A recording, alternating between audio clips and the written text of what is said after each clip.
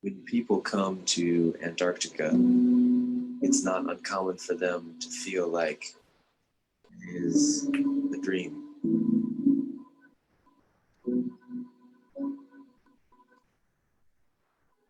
When you ask someone, describe your experience. What is it like to be here? They'll say things like, is this real? For the first couple of days, everything. You're visiting an area that is equally marine and mountain. And this creates an incredible experience as well as incredible natural dynamic to witness.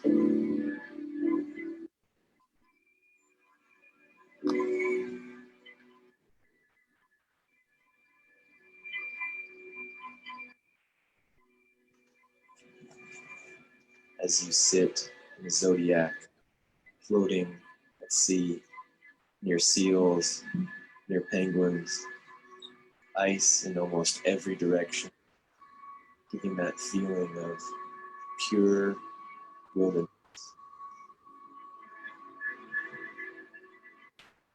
Traveler, maybe you do research on what it is like to be in Antarctica. You learn about a few sites, wildlife, history, you've got some leadership. and it begins to build your frame of reference. about this place. And then you get here.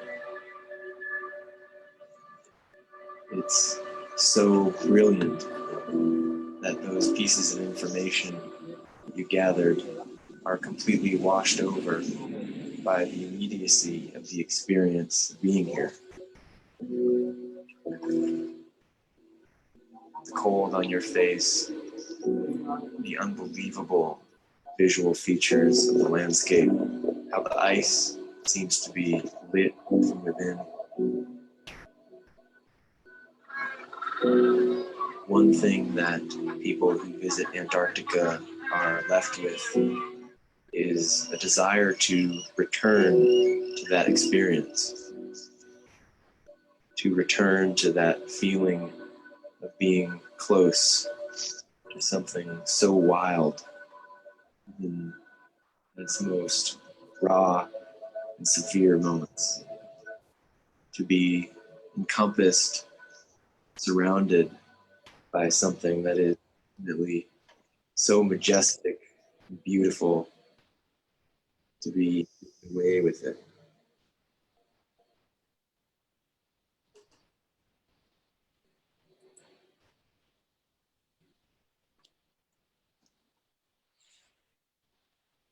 Okay, Lorraine, let's start. Okay. Welcome, everyone. Thank you so much for joining us for this exciting talk, Expedition to Antarctica with penguin science researcher Jean Pennycook. We have over 100 people from 20 countries registered for this session. My name is Lorraine Leo. I'm a former technology teacher from Boston area who had the privilege of participating in Jean's penguin science program with my students for many years. Joining us from Sri Lanka is Manjula Gayan. Manjula? Thank you, Lorraine. Welcome, everyone. Welcome to an expedition to Antarctica with Jean Pennycook. And I'm Manjula Gayan from Sri Lanka, and I'm a teacher of information and communication technology. So before we begin the presentation, so I'd like to remind you to keep your microphone muted, and you can text questions and comment in the chat box. And at the end of the presentation, Jean will have time to answer some of your questions. Thank you. Jean? Thank you, and thank you for having me. I hope that short movie about Antarctica made you want to go there. Yeah. It is an extraordinary, extraordinary place. So I'm going to share my screen now and show you some pictures of what I do there. And here we go. Come on, right.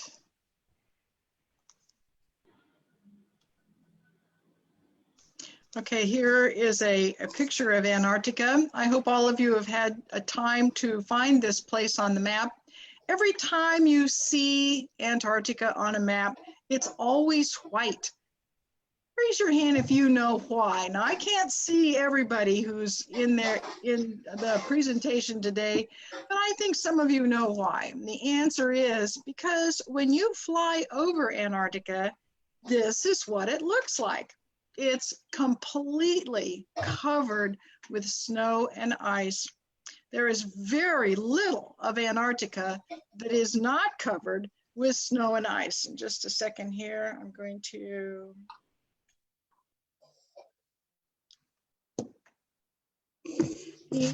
what you're seeing here are mountains completely covered with ice. Here's another picture showing some of those glaciers that are on the land. Most people don't realize this, but if you were to cut Antarctica in half all the way down to the bedrock, you would see that it is covered with ice almost 3 kilometers deep. Here is a line that shows the sea level around Antarctica, and much of the land of Antarctica is below sea level with this massive amount of ice on top. You can see 1 kilometer, 2 kilometer, in some places 3 kilometers of ice. Now, Antarctica is bigger than United States and Mexico combined. way bigger than Australia, way bigger than India. This is a huge continent covered with 3 kilometers of ice. That's a lot of ice. Nobody really lives in Antarctica. It's only for researchers and tourists. Here's a map of Antarctica showing you the research stations. I want you to look and see if you can find your flag for your country. 28 countries have research stations in Antarctica doing scientific research under extremely restricted rules. Everybody must abide by the rules and be peaceful. You are not allowed to throw trash. You're not allowed to have any kind of military. You can't have any radiation. You can't harm any animals. They're all protected. So see if you can find your flag here. For the US people here, our station is at the South Pole and the big one down here in McMurdo, but I hope everybody was able to find their station. I'm going to show a picture of some of these stations. Some of them are very old and some of them are very new. This one is the Belgium station. How lovely is this? This station gets the prize because it is 100% green. They only have solar and wind power. Here is the French and Italian. For those of you coming in from France or Italy, Concordia, this station has the best food. For you people from Ukraine, here is your station, Vernadsky. I have been to this station. It's lovely. It's an older station, but it's still very nice. India, those of you from India, here is your station. Extremely modern, very, very scientific. A lot of science comes out of this station. South Korea, Great Britain, Germany, South Africa. These are beautiful stations. Lots of people work here, but nobody lives in these stations year round. It's only for people to come in and do science during the summertime. Some people will be there in the winter. Here's China. China has many stations. Here's one of them. I've been to this one. You can't just get to Antarctica by buying a ticket and going to the airport. No, no, no. There are no airports in Antarctica. If you want to go there, generally you fly in a military plane and look at what you land on. This is ice. There's no concrete there. There's no runways. You land on the ice. Many of the countries come in this plane here. This is a United States Air Force plane, and about 200 people can be on this plane, plus a lot of cargo. And we land on the ice. A very, very interesting way to go someplace. You can also go by ship, and a lot of people do. Here are 2 ships that go from South America to Antarctica and take lots of scientists there. They also go from Australia to Antarctica and from South Africa to Antarctica. So you can get there by ship or by plane. Here's another station. This station is at the South Pole. I want you to look around this station.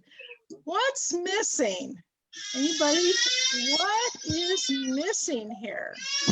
Want to take a guess?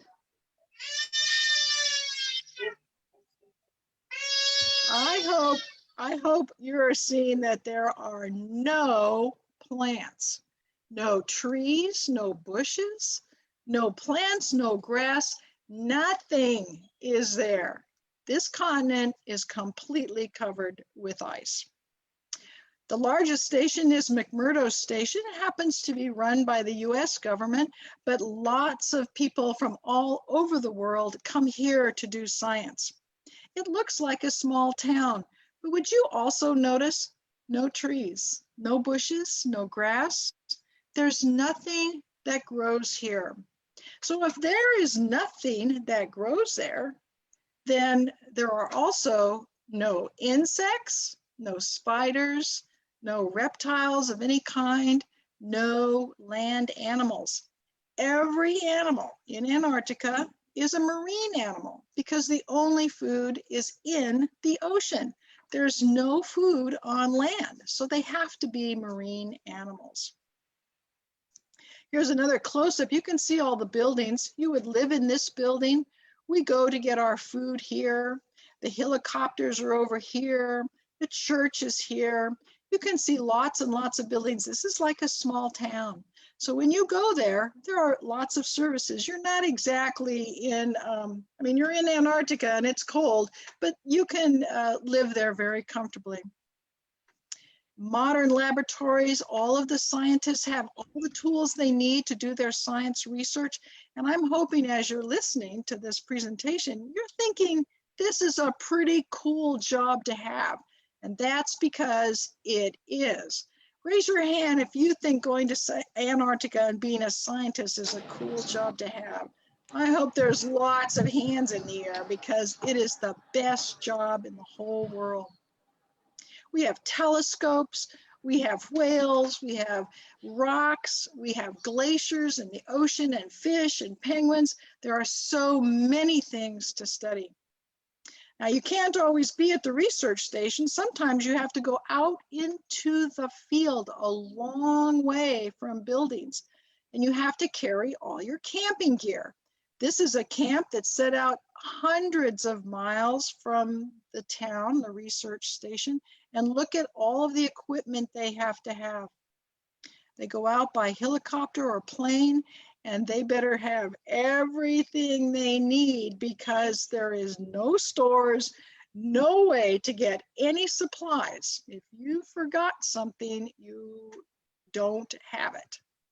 And you live in a tent like this. Raise your hand if you'd like to live in a tent like this for 2 months. Anybody? Come on, I want to see some hands in the air. This is great fun. A lot of people think it's cold, and it is, but it's great fun. Some of the huts, this hut right here is on top of the ice. And you can see that they have a hole in the bottom of the hut, and they've drilled down into the ice. This is where they fish, and this is where they study the seals. The seals come up this hole, and they fish, and they go down as divers into the ocean. You think this ocean is warm or cold? It's really, really cold. So the divers that go down into this hole, down to the bottom of the ocean to explore what's down there, have to wear suits that keep them dry. And they can only be in the water for 20 minutes before they must come up. It is so cold. When you're on land, this is the kind of clothing you have to wear. This is me. And the clothing that you wear to keep you warm weighs 20 kilograms. No, excuse me, 12 kilograms.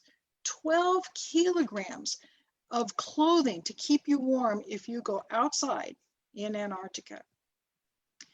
You don't have to be a scientist if you want to go to Antarctica and work. We have cooks. We have firefighters. We have people who drive these big machines. We have people who handle all the cargo. We have people who do nothing but look at run the radios for emergencies. So they sit in this office and I have to call them if I need something. So people who sit on the radios, radio operators. There's someone who does the laundry. There's people who work in the field to give us power when we don't have electricity. And we have people who have to maintain all the vehicles. So there are lots and lots of jobs in Antarctica. It's a grand adventure.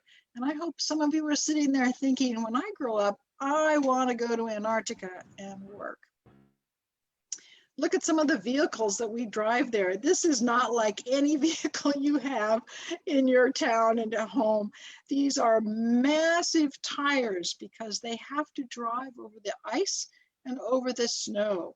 So huge vehicles to move people around. Big tractor wheels like this so that they can move snow around. These are not like vehicles you see anywhere. Here's another vehicle that takes us out onto the ice, keeps us warm in here, but runs on the ice and the snow.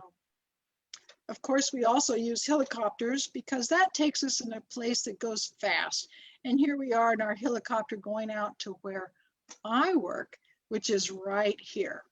This is Cape Royds, and this is where I live for 2.5 months from October to January.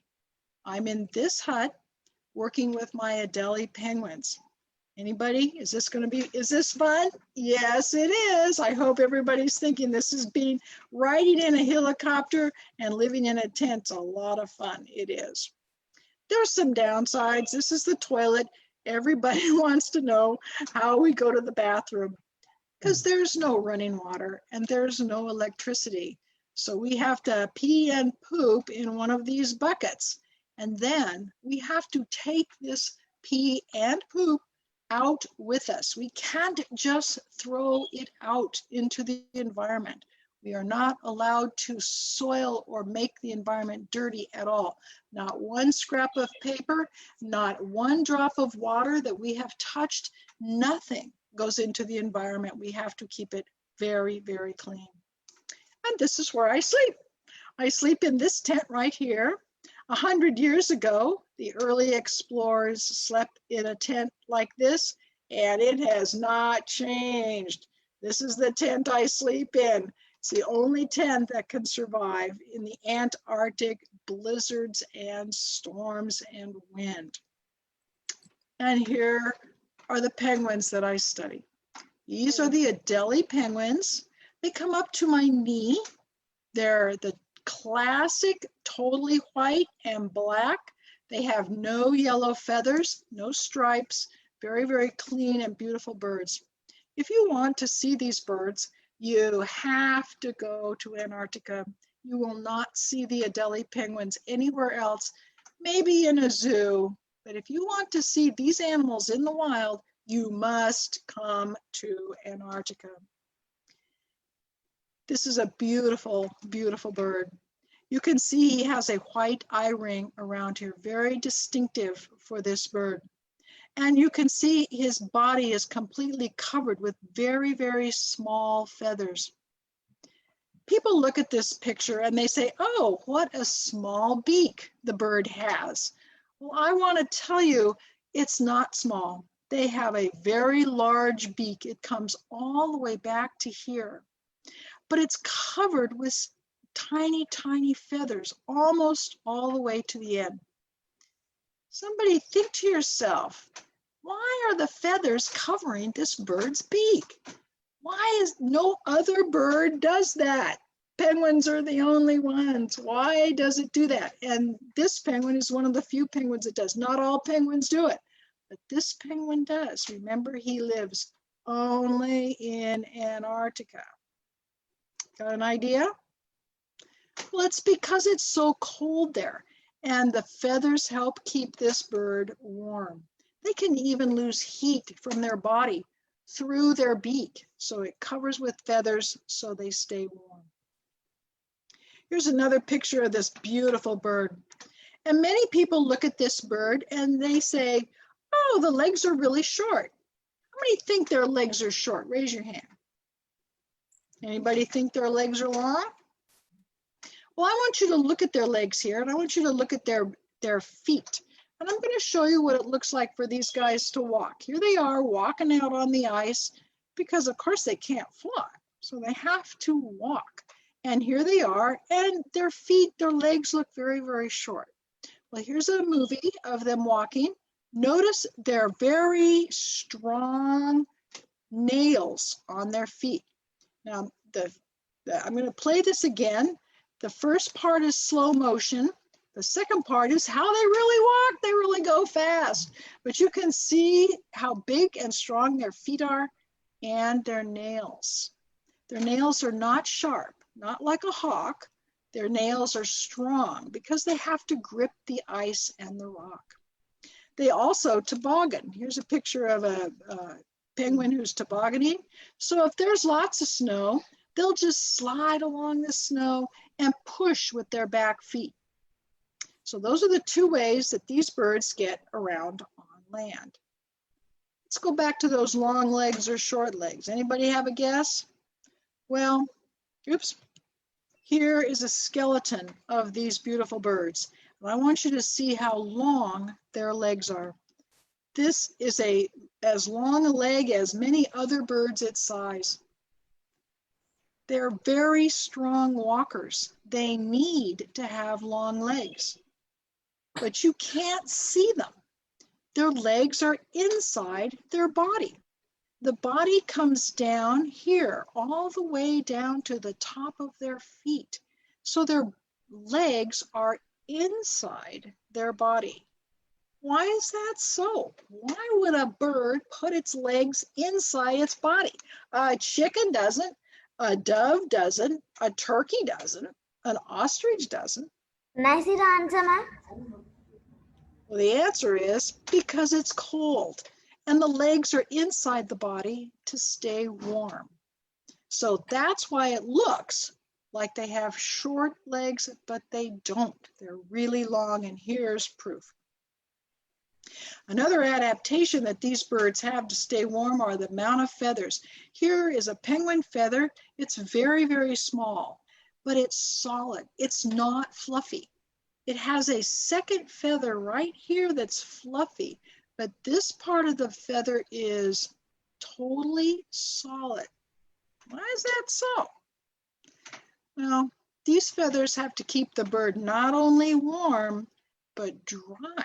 So the feathers lay down on top of each other like the shingles on your roof to keep the water out.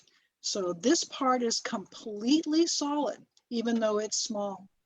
And look how many. This is the penguin's skin here. Now you guys have all seen the skin of a chicken that you might be going to cook and eat, and it has these dots on it. Well, those dots are where the feathers were. Well, look at the feathers. I have a ruler here, and this is 2 centimeters by 2 centimeters by 2 centimeters. And if you do this with your finger and your thumb, that's about the same size as what I have here on the screen.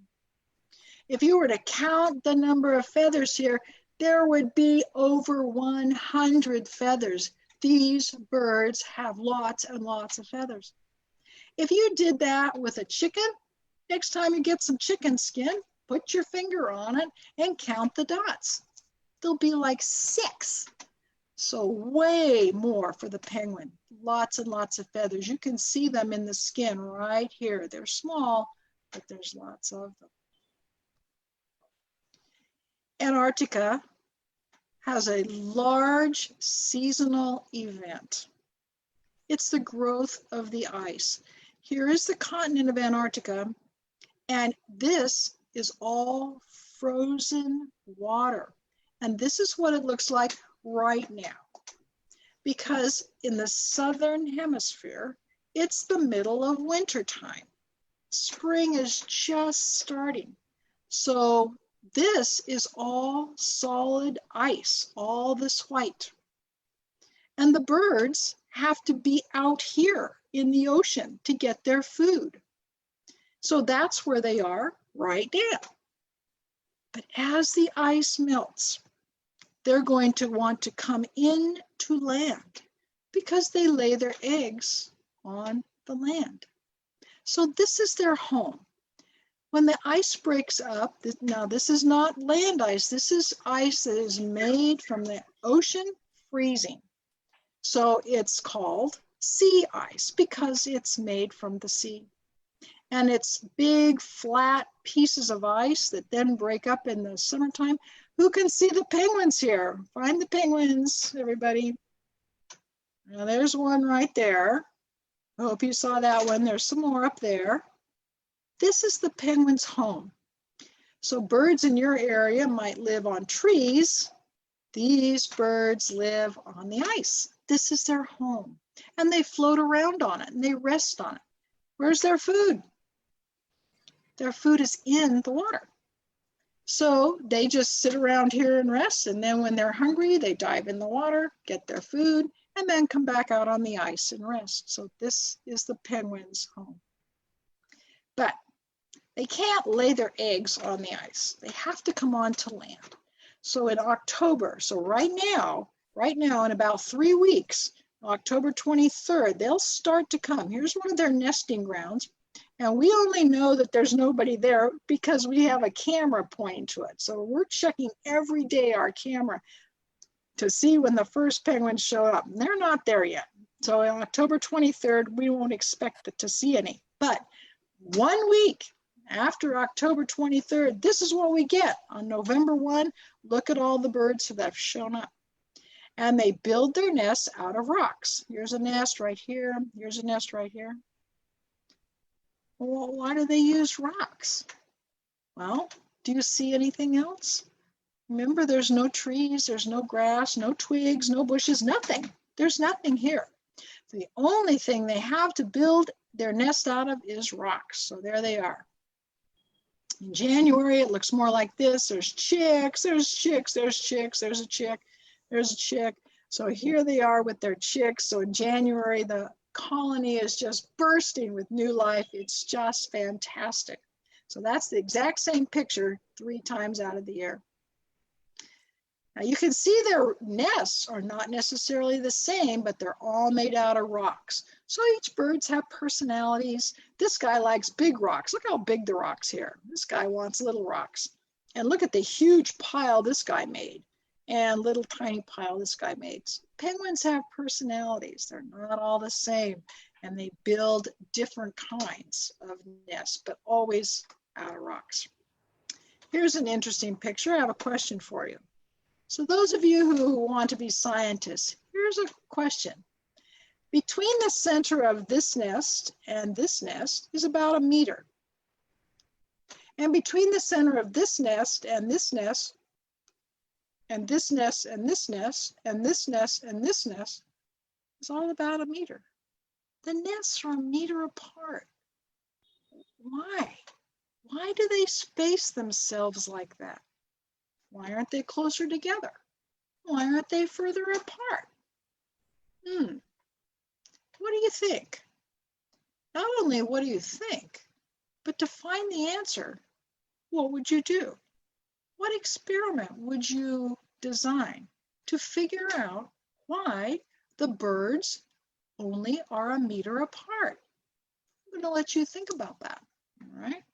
And not only come up with an idea, but figure out how you would test your idea. Takes about a month for the chicks to hatch. So the birds have to sit on the eggs for 1 whole month. It takes 2 birds to raise a chick. They can't leave the egg unattended. It's way too cold. So someone always has to sit on the egg. And of course, someone has to go get food. So the mommy and the daddy, the male and the female, trade places on the nest for a month. Then the chicks hatch. They are the cutest little things you ever saw. And look at the parent is holding the chick on its feet to why? Why would the parent hold it on its feet? Keep it warm maybe? Keep it off the rocks maybe? What do you think? Well, here's a little chick that just was hatched. You can see the eggshell over here. You can hear him pee-pee. This is about a day-old chick. Might have had 1 meal so far. And he's sitting on his parents' feet. Look at him. He's on his parents' feet to stay warm. And here is his first meal. When the parent puts her head down, you'll notice that he's going to hit the side of her beak, and then she will release food.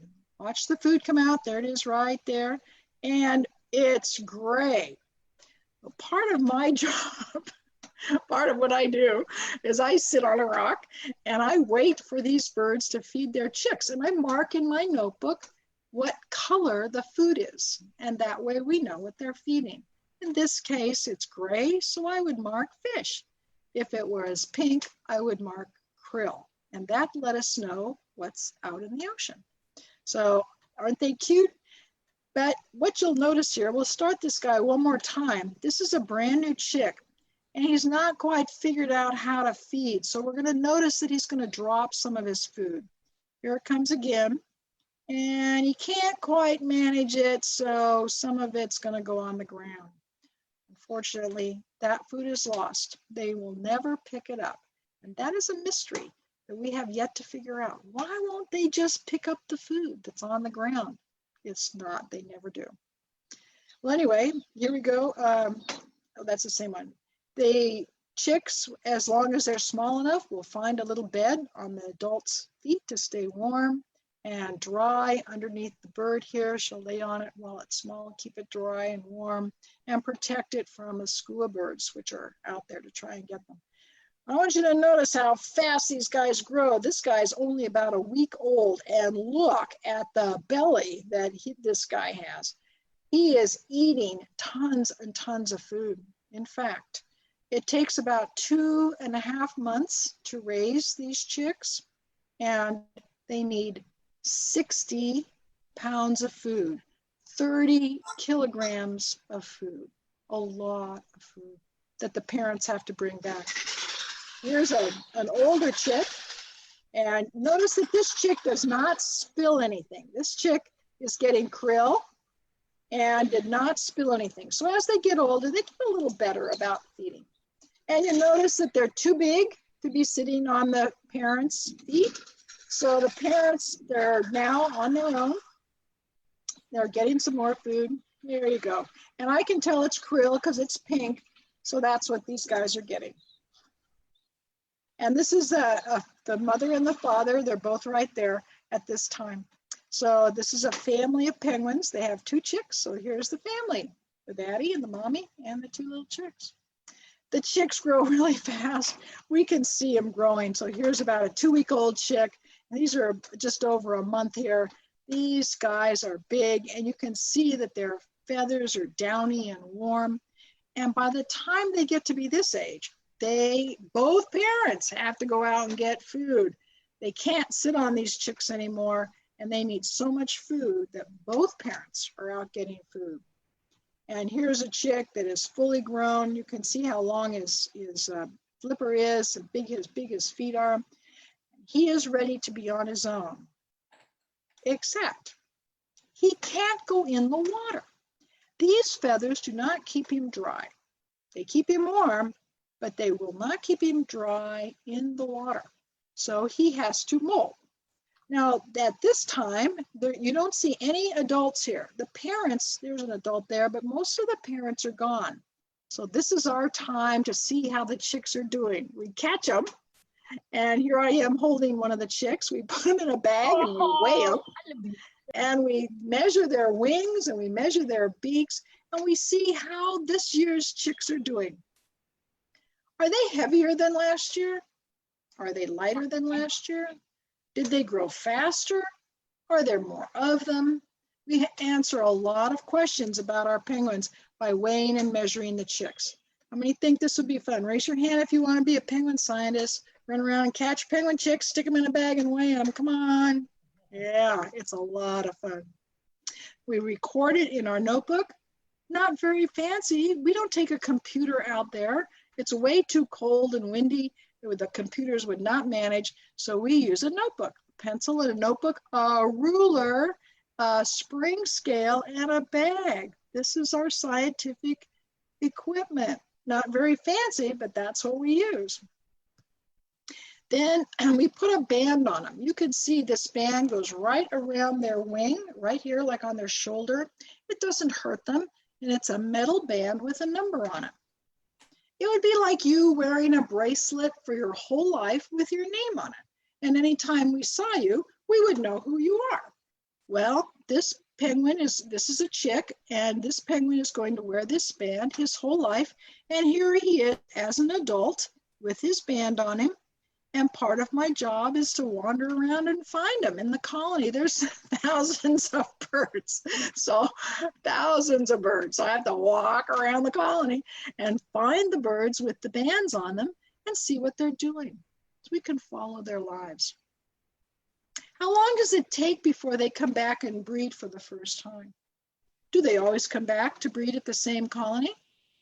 Do they come back to the same place and have the same mate? Do they breed every year? How long do they live? These are the questions we ask and are answered by the bands. As the chicks molt into their adult feathers, here you can see them losing their downy feathers and getting their adult feathers. They're going to be able to swim. but there are no adults here. The adults have left. So, oops, there's another banding. So here we are, adults, it's molting. This is the downy feathers of the chick. This is the slick feathers of the adult. And this bird is ready to be on its own. But its parents are gone. This bird has to figure it out for himself. He has to get down to the ocean.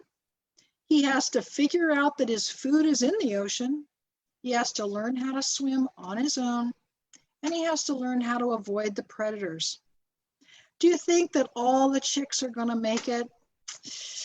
No, sadly, many chicks do not make it through the first year. The parents are not there to help them. They are totally on their own. So many of them do not make it. But here they are. Some of them are ready to go. This one's not quite ready to go, but they're going to get down there and they're going to figure it out. Off they go, jumping off the ice into the water, getting on the ice floes, trying not to get hit by the leopard seals. Here they go, off into the world by themselves, figuring it out. And in a few years, they'll come back and I will look for their bands, and that's how we can follow their lives. They don't really come back for 4 or 5 years. So when we say goodbye to them as chicks, we'll be lucky to see them in 4 or 5 years.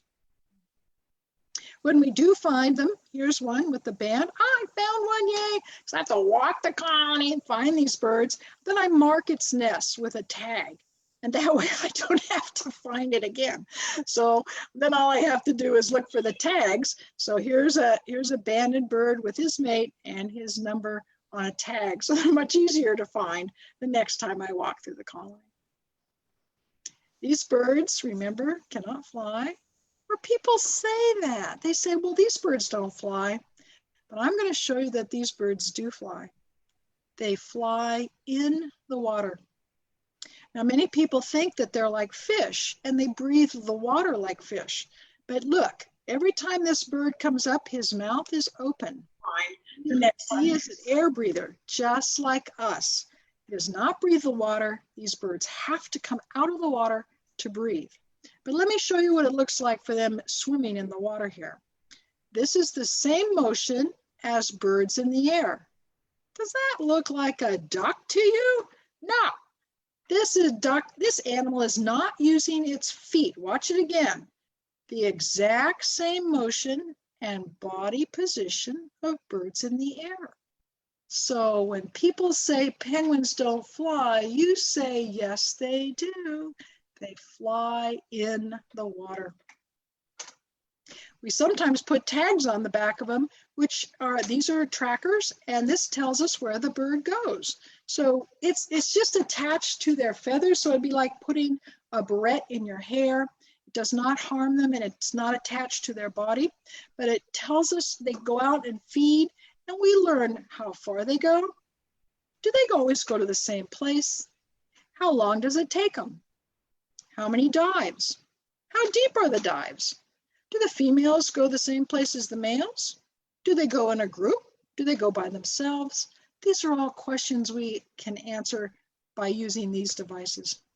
And then we put these on them around their legs. This device will stay on them for a whole year and tell us where the birds go in the wintertime. Like right now, where are these birds? Well, here's what that data looks like. Now, here's where the birds are to breed, and here's where they go in the wintertime. Remember, out past all that ice. Here's the ice here, and they have to get out there. So here's where they are right now, and that's over 1,000 kilometers, a long way for these birds to migrate in the wintertime right now. In our tent, it's cold. This is us working. We sit in our sleeping bags so we can work. But we have a lot of data to collect, and we have food to prepare. And there's only 2 of us in that tent that I showed you. I just wanted you to see how much fun it is to be a researcher in Antarctica and work with penguins. And there I am playing with the penguins. This is called, we have to catch them, and this is dirty work. I wouldn't give up a day there for anything. So this is my life in Antarctica. Again, I'm down there for about 2.5 months a year. Not this year because of COVID, but I will go next year, hopefully. I wanted to show you that just like us, Not all penguins are the same. Just going to go through some pictures. This penguin had some white feathers in the wrong hat, in the wrong place. So I called him White Hat. So this was Mr. White Hat. This was Blondie. This is an albino. This is a white chick, it's albino. Here's another albino. And this chick had no feathers. Now, what do you think about this chick? He has no feathers at all. Do you think he was able to survive? No, he wasn't. Sadly, this chick did not survive. So we only have seen this once. And look at this one. This is an Adelie penguin. This is a color anomaly. So just like you and me, we're all different. Well, some of the penguins are different too. And this one was brown and this one was black. This bird had no white feathers on it at all, totally black. But look, it's chick, it has a chick, and the chick is normal. Anyway, I've shown you just a small part about an expedition to Antarctica. I hope you've enjoyed it. And if you have any questions, I'm happy to take them. Jean, thank you so much for your presentation. It's really been excellent. So let's see how we can organize the questions. We have about 100 people here. Let me, do you want them to text their question in the text box and you can read it and we can read it? That's probably the Okay. easiest. Okay. You have a question? Type it in the text and we'll read it and Jean will be able to answer for you. I do not see the chat box. On the bottom, in the middle, there's a chat bubble that comes up. I think I have to unshare my screen. Okay, that's fine. Yeah. Okay. Oh, good. Yeah, turn your camera on so we can see what everyone looks Okay. like. Let's see. I did see. Okay. I'm going to start at the top here. Mm-hmm. Shafali had a question about since when you are doing this wonderful job, how did you go for this job? In other words, how did you get this job? What did you? I went to university and my degree is in wildlife and fisheries biology. But other people on my team have degrees in biology, in environmental studies, in ecology, in birds, ornithology. So there are many pathways through school to get these jobs. And then the easiest way to do this is to find somebody who is doing this work and then go to work for them. So you start out at the bottom, you go, hi, I want to do your work. I mean, nobody does this work by themselves. There are 9 people on my team. So not all of them work at Cape Royds. We have several colonies of penguins where we work. So there's 9 people, but there's only one boss. So I contacted the boss and I said, hey, I want to work for you. And he hired me. So that's the fastest way. And then I learned how to do it and now I'm doing it. And this would have been my 20th year. If COVID hadn't hit, this would have been my 20th year. So I'm a little bit sad, but that's okay. I'll do it next year. And let's see here. I'm going to. Do penguins attack humans or do any of them bite? Yes, they do. If you get too close or when I try to pick up their chicks, they will attack me. And they can be very savage. They will attack each other too. If a bird makes a nest here and another bird comes and wants that nest, they will attack each other. I've never seen them kill another bird, but frequently blood is spilled. So there are some pictures of that if you want to see them. Different colored penguins will survive. Yes, we have no reason to believe that they do not survive because we see them. Do all penguins live in the snow? No, there are penguins in Australia and New Zealand, South America, South Africa, penguins in the Galapagos. So not all penguins live in the snow, but all penguins live south of the equator. So no penguins breed north of the equator. Now the ones in the Galapagos are very close, but they don't breed north of the equator. Can penguins swim in warm water? Well, yes, because Australia, South America, Galapagos, South Africa, those are all warm areas. Who owns Antarctica? Oh, that is a big question. Nobody owns Antarctica. It is run by what's called the Antarctic Treaty, and there's about 48 nations that belong to the treaty, and they make the rules, and they all abide by them. And so far, it's working out. That is a huge story, and I would be happy to do a whole other thing on that. But right now, there are no claims. So anybody can go to Antarctica and be anywhere they want to. There are no boundaries, there are no fences. You can do whatever you want, but you have to go by the rules.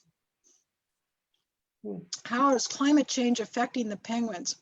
Well, we saw pictures of the penguins living on the ice. And remember, that's their home. So like the birds in your area live in the trees, what would happen to the birds if you went and cut down all the trees? Well, it wouldn't kill the birds, but you just took away their home. So the same thing with the ice. As the ice is changing and melting, these birds don't have any place to live. Remember, their food is in the water. So they have to be out on the water and they have to be able to rest. So if the ice goes away, they will not be able to live. What do penguins mostly eat? They mostly eat krill. Krill is a small shrimp-like creature about the size of your small finger. And that is the vast majority of what these birds eat. But they also eat small fish, sometimes squid. And how long do I live in Antarctica? I live in that tent for about 2.5 months. And I'm down in Antarctica, either getting ready to go live in the tent or cleaning up after living in the tent. It's for another couple of weeks on each side, so just over 3 months. And then I work on the tourist ships. That the movie at the beginning of the show, that was taken on the tourist ships, and I work on those as the ornithologist. So I drive one of those boats and take people around and show them the penguins. Is it because the surface of the land is that because the impact of climate change we see this? Not so much impacting the land, it's impacting the ice. So the glaciers are melting faster, the sea ice is changing, there's not as much of it and it's not as strong. And this is way more dramatic at the Arctic, at the North Pole, than it is in the Antarctic. It's a whole nother story. But what's happening in the Arctic is much more dramatic than in the Antarctic. But yes, we are losing ice in the Antarctic. Penguins' hair gets stubborn when growing up. Why? Okay, remember the penguins have feathers and get stubborn. Well, it's fluffy when they're chicks. And then when the feathers are the adult feathers, they're solid, so they lay down really well. What motivated you to do this work? I love penguins. I love working in remote areas. Antarctica is as remote as you can get. I love being a field biologist, learning new things, the adventure, the travel, playing with the animals. These animals are not afraid of me. They come right up to me. It's great. They lay their eggs in the rocks because that's all there is. There isn't anything else. Why the parents leave their chicks without training them? That is a really good question. We don't know.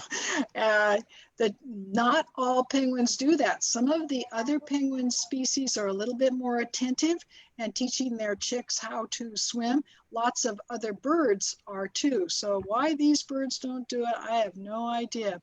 It's a mystery. Maybe one of you can solve it.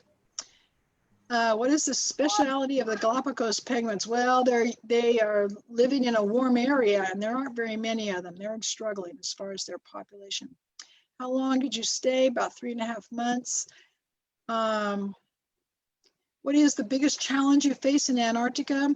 Well, maybe just staying warm and healthy in that environment. We are isolated. If we get sick or hurt, the helicopters have to come, and we try not to have that happen. We eat frozen food or canned food, nothing fresh. So I eat pasta, rice, sauteed vegetables.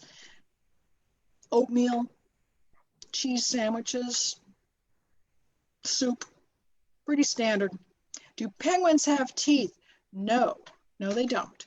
No, they have a barbed tongue that will help the food go to the back of their mouth, but they swallow their food whole. Good question. How fast can they swim? They can swim for short distances, about 12 to 15 miles an hour. They can do that. It's pretty good, huh? Woo, there's a lot of questions here. Penguins look really friendly. The penguins look very friendly. Are they frightened of people? No, they're not. There are no predators to these penguins on land. So if you just sit down and be quiet, these birds will come up to you. It's wonderful. That's why I love this job. As long as you don't try to touch them or hurt them, they will come up and actually explore your boots and your shoelaces. It's great fun. Man, when do penguins get their feathers? Do they fight with each other? Yes, they do, over their nesting areas generally. Somebody will want that nest and they'll go after it, yeah.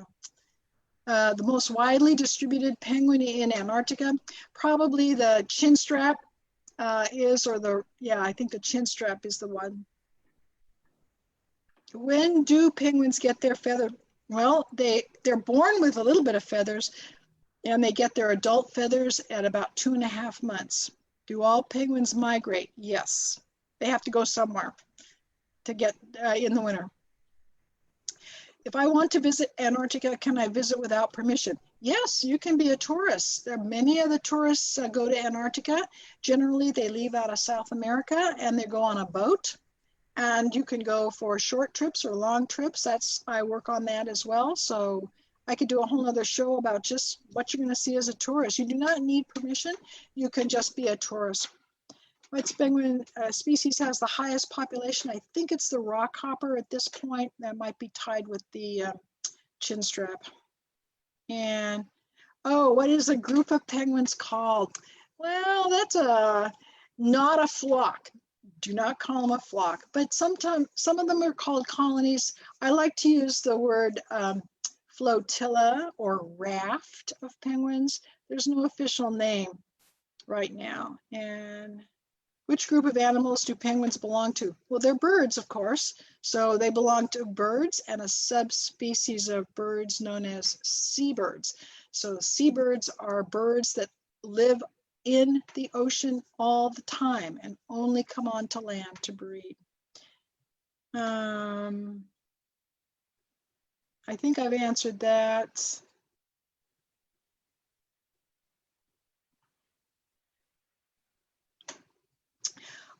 There are many dangerous animals there in Antarctica. Well, the leopard seal is particularly dangerous to the penguins. I do have movies of that leopard seal. You saw it in the movie at the beginning of the show. At the very end, that was a leopard seal killing a penguin. That the leopard seal has to eat, and they eat penguins. Also, the killer whale is there. We do see the killer whale. So I don't get in the water when the killer whales are out there. There can be kind of dangerous. I think Answered most of. Could you unmute your mic? Gina, I muted you accidentally. Oh. Please. The question is, do the penguins recognize me? I think that they do recognize me because I see them all the time and they tolerate me, but these are not our pets. I do not pet them. I don't hold them. I don't feed them. If they get hurt, I cannot help them. So these are not tame animals and I don't tame them, but they allow me to walk around among them and they allow me to sit close to them. But these are not my pets, but they tolerate me. They allow me to be there, which is very honoring. And do all penguins reproduce? Yes, they have to, otherwise their species would die out.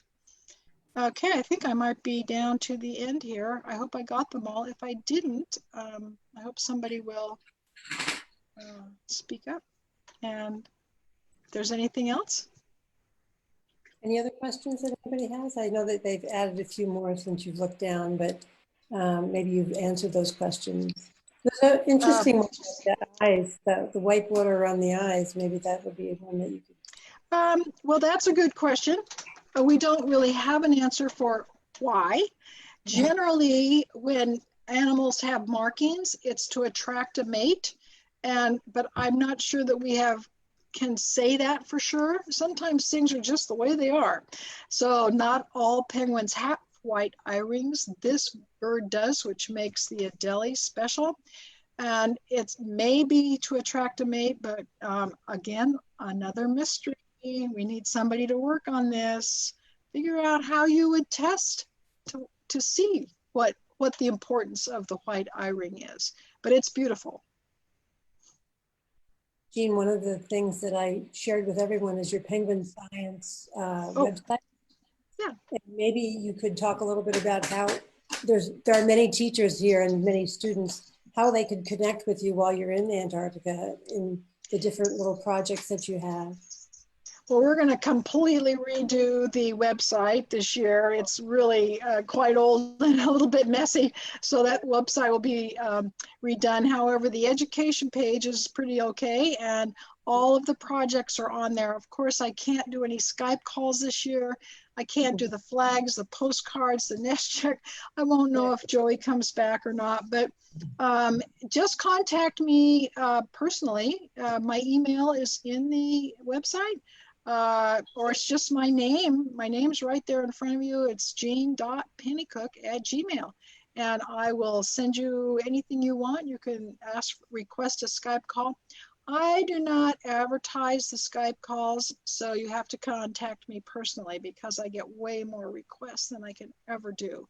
But I try to do about 150 every year. So contact me if you want a Skype call. And when I do them from there, the penguins will be right at my feet. I sit with the penguins to do the Skype call.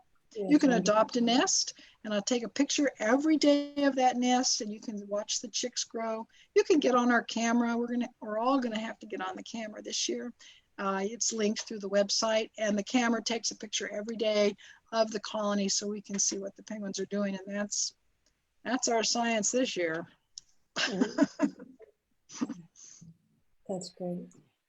Well, I know it was the highlight of my students' year was working with you and your penguins in Ross Island, Antarctica. It was really a wonderful, wonderful experience that they will always remember. So it's it was great to get the postcards. They were really, your postcards were super. Yeah, they enjoyed the postcards, and getting the stamp from McMurdo Station was really a nice treat. So the whole program was excellent, excellent. I strongly recommend going to penguinscience.com in the education section and seeing what is available and what will be available in the future. Yeah, it'll be next year. So just about a year from now, I'll be getting ready to go. And hopefully we'll have all that programs and then some more as well. That's wonderful. One more question here. It says, how long do penguins live? We think about 20 years. We don't really know for sure. If a penguin does not come back to the colony, does that mean he died? Or does it just mean he didn't want to breed anymore? He was done with that chick raising stuff. So the oldest bird that we have is 19 years. So we know they live 19. But if that bird doesn't come back, it doesn't necessarily mean that they're dead. But in the zoos, they live 20, 25 years. And that's, of course, that's not in the wild, so we can't go by that. But in the wild, we figure around 20.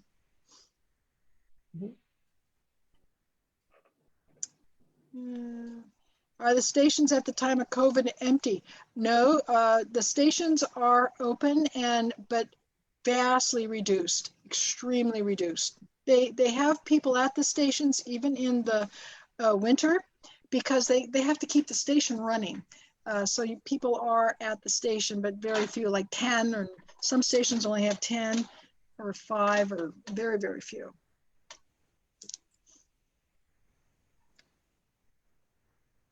Let me do a chat myself here. Type a message here. I'll put down the website. Oh yeah, thank you for doing that.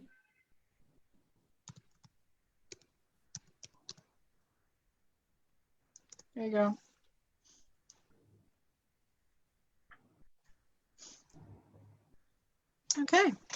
Well, if that's it, Yeah. Thanks. So thank you, everybody. Just turn your cam on so we can see you. I know you're across the world. We have just an amazing group of people here. If you turned your cam on, you can take a picture with Jean. It's You're really so wonderful, Jean. Very nice. Amazing. Thank you. Thank you. Students, can you turn on the camera just to take a screenshot? Okay.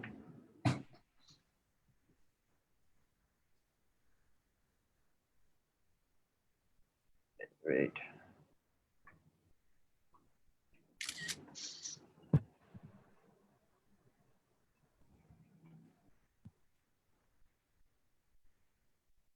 Where I'm taking screenshot from the 4 pages.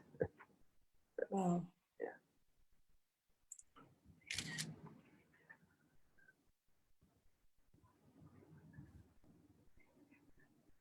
Okay, done. Thank you. And Lorraine and Manjul, thank you for remembering us always and inviting us to all these shows. It's been really wonderful. I am sure children have gained a lot. Very true. Thank you so much, Lauren, ma'am, and Manjula, for hosting this session. And thank you, Jane, for such a wonderful and learning session for the children. Definitely, we'll be in touch with you in future. Thank you. Thank you. I'll look forward to that. Thank you for joining us. Thank you so much. So, what time is it? Is it there in US? It's just 9 o'clock at night. 9 o'clock at night, and this is She's 9:30 in in the East Coast, morning. West Coast, right? Oh. In California. Yeah, it's Friday night. It's Friday night, 9 o'clock. Friday night, 9 o'clock. And Yeah. it's Saturday morning, 9:30. Oh, just 12 hours different. Exactly 12 hours different. Yes. Okay, Jen, thank you very much for joining Okay. and taking your time. Okay. Thank you. Thank you. I'm going to sign off. Okay, Bye-bye. bye, See you Lorraine. again. Bye. Bye-bye. Bye, everybody. Bye. Bye. Bye, ma'am. Bye, sir. Bye. Bye, ma'am. Bye. Bye. Thank you. Bye bye. Bye, all. Bye-bye. Okay, I'm going to stop the live streaming on Facebook. And okay, thank you for watching, and all the students and the audience in the What a great Facebook and audience. all the social media. That was great. Thank you. Bye.